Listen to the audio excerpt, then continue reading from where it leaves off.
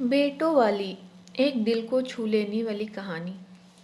कमला साग लेकर खेत से लौटी। उसकी नज़र अपनी बेटी चुन्नी पर पड़ी। देखते ही वह चिल्लाई, अरे ओ छोरी, तेरे पेट में आग लगी रहती है क्या? सुबह सुबह थाली भर लेकर बैठ गई। कितनी बार कहा है भाइयों को खिलाकर खुद खाया कर, मोई सुनती ही नहीं। अम्मा, वो दोनों तो अभी अभी सोकर उठे हैं, तैयार होंगे, खाएंगे और स्कूल चले जाएंगे। मैं मुंह अंधेरे से उठकर काम कर रही हूँ। मुझे भूख लगी है, अभी उनके कपड़े भी धोने हैं मुझे।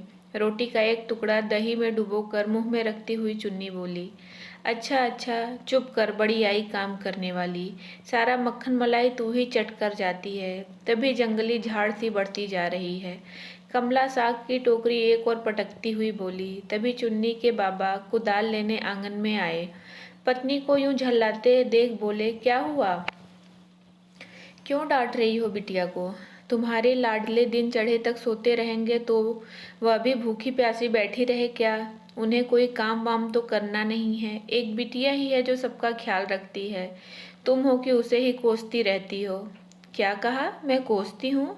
अरे छोरी जात है, पराए घर जाना है उसे, रहने बसने के तौर तरीके ना सिखाऊं? कल को ब्याह कर जाएगी, गलती करेगी तो सास ननद मुझे गाली देंगी, कहेंगी अम्मा को सिर्फ छोरी जनना ही आता था, कोई लूर लक्षण ना सिखाया। यहाँ कुछ कहो तो मैं ही गलत हूँ। कमला अभी और भी जाने क्या क्या कहती कि उसकी बातों को बीच में ही काट कर किशोरीलाल बोले, अरे भाग्यवान, क्यों हलकान होती हो? हमारी बेटी बहुत होशियार है, किसी को शिकायत का मौका नहीं देगी। फिक्र ही करनी है तो अपने सपूतों की करो, जो ना तो घर पर कभी पढ़ते हैं और ना ही कोई काम करते हैं। कहते हुए किशोरीलाल कुदाल उठाकर बाहर निकल गए। उनकी बातों से कमला चिढ़ गई।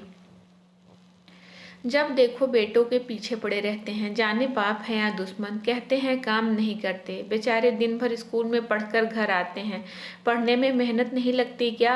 बेटी जरा दो काम क्या कर देती है, सारा लाड प्यार उसी के लिए। अरे बेटों से वंश चलता है, बुढ़ापे का सहारा होते हैं। कल को जब थक कर खाट पर बैठोगे ना तो चुन्नी ना आवेगी तुम्हारी देखभाल करने। यही बेटे काम आवेंगे तब। कमला आंगन के कोने में बनी नाली के पास हाथ मुंह धोती हुई धारा प्रवाह बोले जा रही थी। फिर उसने आंचल से हाथ पोंछते हुए कहा, चुनिया तू जा उपले थाप ले, आज बच्चों को मैं अपने हाथों से खिलाऊंगी। जाने स्कूल जाने की जल्दी में ठीक से खाते भी हैं या नहीं। कमला घी का डब्बा ले रोटी पर चुपड़ने लगी। चुन्नी झटपट रोटी खत्म कर थान की ओर निकल पड़ी। शाम के वक्त चुन्नी कमला के पांव दबाती बोली, अम्मा मुझे भी आगे पढ़ना है, बाजार वाले बड़े स्कूल में मेरा भी दाखिला करवा दो ना, मैं भी भाइयों के साथ जाऊंगी। नहीं, तूने गांव के स्कूल में 5वीं तक की पढ़ाई कर ली है, लिखना पढ़ना सीख लिया, अब और ज्यादा पढ़कर क्या करना है तुझे? कुछ सिलाई कढ़ाई सीख, गृहस्थी के काम आएंगे। 4 साल बाद चुन्नी की शादी हो गई। लड़का शहर में नौकरी करता था, वह चुन्नी को भी अपने साथ शहर में रखने लगा। इधर दोनों भाइयों में बड़ा 10वीं में 2 बार फेल होने के बाद पढ़ाई छोड़कर खेती करने लगा। छोटा भी इंटर से आगे नहीं बढ़ पाया। उसने गांव में ही गल्ले की दुकान खोल ली। जल्दी ही दोनों की शादी भी हो गई। अब कमला गृहस्थी की झंझट से पूरी तरह आजाद हो गई। घर संभालने को 2 2 बहुएं थी। दोनों बेटों की अम्मा दिन भर गर्दन अकड़ाए गांव में घूमा करती। अलमारी संदूक की चाबी तो वह पहले ही बहुओं को सौंप चुकी थी। अब किसी पोते पोती की जन्म की खुशी में तो कभी किसी त्योहार के अवसर पर उपहार स्वरूप अपने सारे गहने भी बहुओं के हवाले करती जा रही थी। कमला के इस अंधे पुत्र प्रेम को देखकर किशोरीलाल उसे समझाने का प्रयास करते। कमला, यूं सब कुछ बेटे बहू के हाथ सौंप देना उचित नहीं। हमारी भी कुछ जरूरतें हैं, हर छोटी बड़ी जरूरतों के लिए उनका मुंह देखना अच्छा लगेगा क्या? स्त्री का जेवर उसकी पूंजी होती है, इसे अभी से बहुओं को क्यों सौंप रही हो? कमला को ऐसी बातें जरा न सुहाती, उल्टे वह पति को ही गलत ठहराने लगती। आप क्यों हर वक्त अपने बच्चों पर शक शुबहा करते हो जी? औलाद हैं हमारे, कोई दुश्मन नहीं।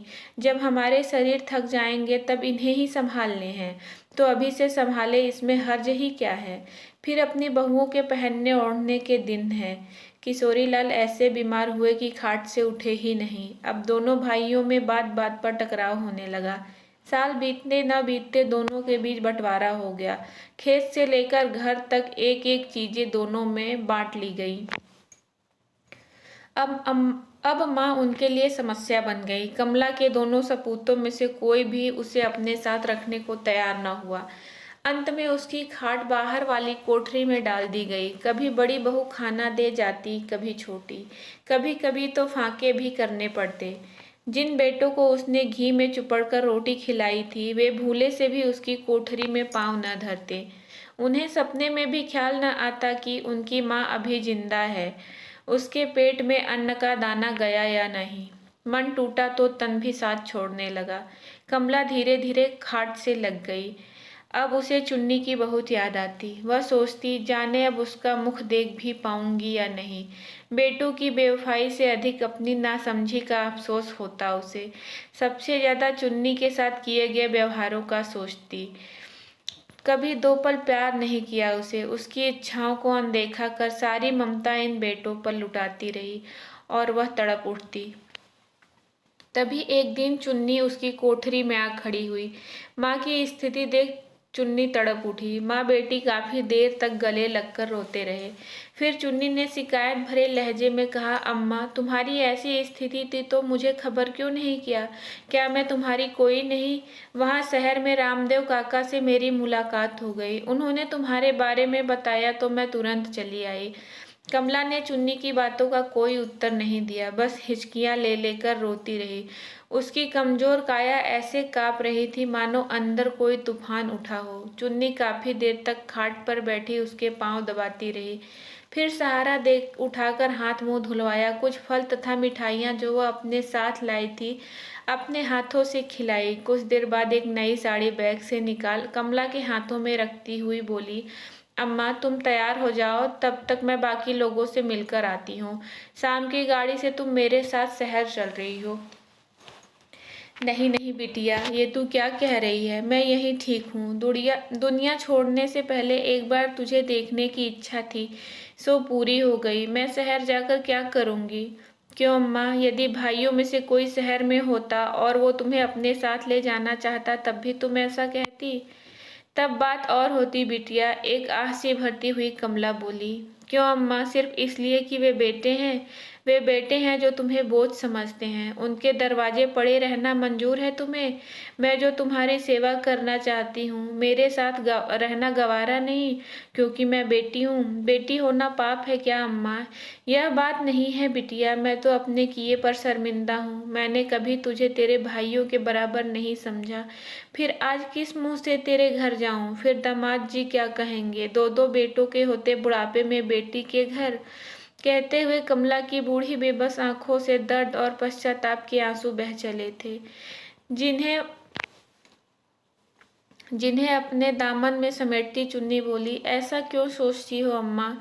तुम्हारी झिड़कियों ने ही तो मुझे एक सुघड़ गृहिणी बनाया, तभी मुझे ससुराल में मान मिला। रही बात तुम्हारे दामाद की बात तो उन्होंने मुझे खास तौर पर यह कहकर भेजा है कि सिर्फ मिलकर न चली आना, अम्मा को साथ ही ले आना। तब तुम जाने से इनकार कर मुझसे यह हक भी छीन रही हो। चुन्नी की इस बात से कमला बुरी तरह तड़प उठी। उसने लरजते हुए कहा, ना ना मेरी बिटिया, ना, अब मैं तुझसे तेरा कोई हक नहीं छीन सकती।